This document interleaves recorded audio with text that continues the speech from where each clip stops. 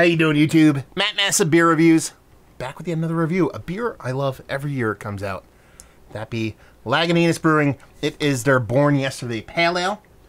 This be the 2020 edition. Yeah, I'm pumped for this for a couple of reasons. Like I said, you know, say what you want. Lagunitas, Heineken, the whole nine. Tis what it is. This beer I buy every year. I dig it. This one comes directly from Lagunitas. They send me stuff every now and then, but they kind of fell off. And they stopped sending me stuff. And then they send me a couple things and they stopped sending me stuff. And it's like, whatever, I don't care. If it comes, it comes. But they sent me an email last week going, hey man, please update your contact information. We want to make sure everything's on the up and up so that way we can start sending beer out again because we've been on a hiatus. And they overnighted this. So this is not born yesterday. It's not born the day before. It's born the day before. So this is exactly 3 days old. 10/8 or 10/5 is the born on date for this. Today is the 10th or the 8th of October. Actually, I'll put this up today so that way you guys get it super fresh. So I'm pumped to dive into this. I love this beer. I love this beer. And that's not me just kind of being like, hey, like, send me free shit. I love it. I poop on people's beer all the time when they give it to me. I'm very hard pressed for this beer to be poopy. So I'm kind of excited to see how it comes off because it varies from year to year too. It's not like the same exact kind of neutered recipe that is the same thing over and over and over again. In this big old cognac glass, you get this nice soft kind of golden, clear, white as white could be head. Oh, man, citrus, man. Grapefruit from a distance. Look at that. Ever so slightest little bit of unfiltered haze to it. Label-wise does not change except for that little 2020 up there. And yeah, look at that. Clear beer. It exists. Yes. It's good nose. This is why this beer is so good. Even with a little bit of time on it, because it's an epically shelf-stable beer, too. I mean, sure, sitting in the fridge is going to help this way more than sitting on just a unrefrigerated shelf. But even with this, with a month or so on it, smells great. Drinks great, typically, I should say. But there's this fucking freshly newborn, grassy, wet, hoppy thing going on in here that makes my wiener hard. Oh, baby. It's not a big, impactful beer. I mean, in the grand scheme of things, you know, soft little sweet maltiness, that little bit of crystal malt, a little bit of kind of Maris Otter thing, combination of those two things.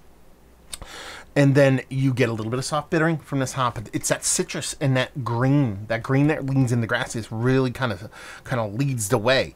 And it's not huge. It comes off small. This beer is 7.2%. Smells more like a 5% beer, but it just has this ultra green freshness to it. Even though not overly impactful, it just smells like you're almost smelling hops. And that's why I love this beer so much. Let's dive in. Cheers. It's way lighter of a beer than I remember it being. I remember that having a little bit more heft to it. A little bit more aggressiveness to it. Not necessarily a negative thing. It just comes off more like a 5.5% beer as opposed to that 7% beer. Soft. Fun. I kind of want to say a creamy kind of mouthfeel, but it stops short of that. It's sultry, it's silky, it's lacy. Pillowy. Let's go there. I haven't used that one in a while. That's what it is.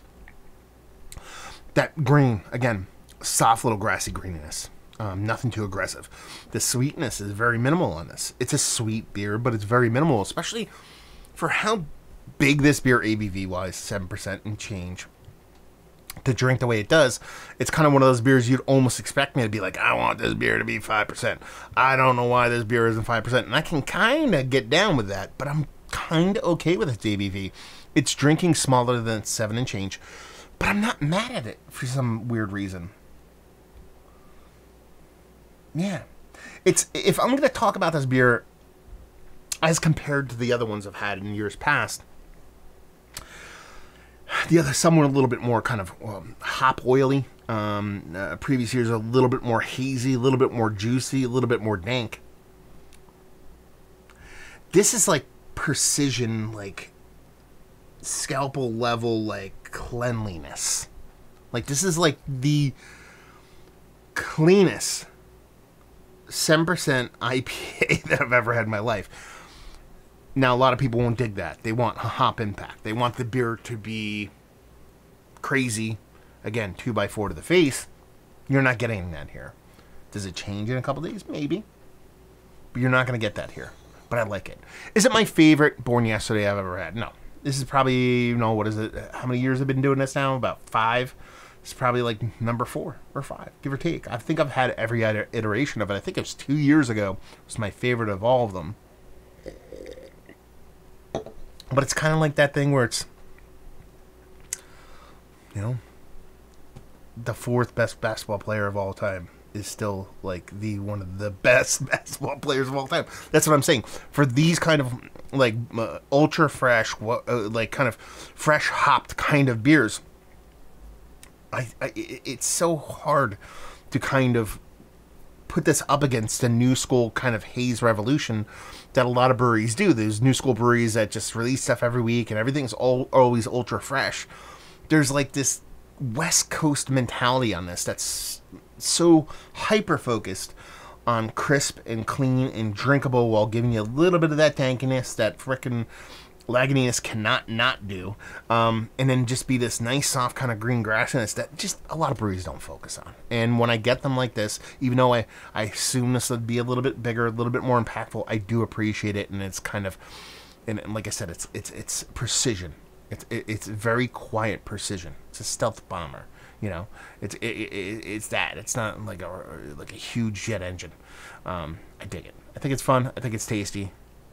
I'm always a fan of this beer. It changes every year. This one might not be my favorite, but it's still a hell of a beer. Let's talk about it. One of the better IPAs I've had as of late. Still, yeah. Might not be Mount Rushmore status. Even in my kind of hierarchy, Born Yesterdays, it's kind of, 4th face on that mountain. So that in and of itself alone puts it 4th. But it's still a tasty beer. Don't get me wrong. Value and availability, that's kind of where Lagunitas kind of rules the roost when it comes to pretty much any beer. I'm assuming you're getting this for about $12 a 6-pack.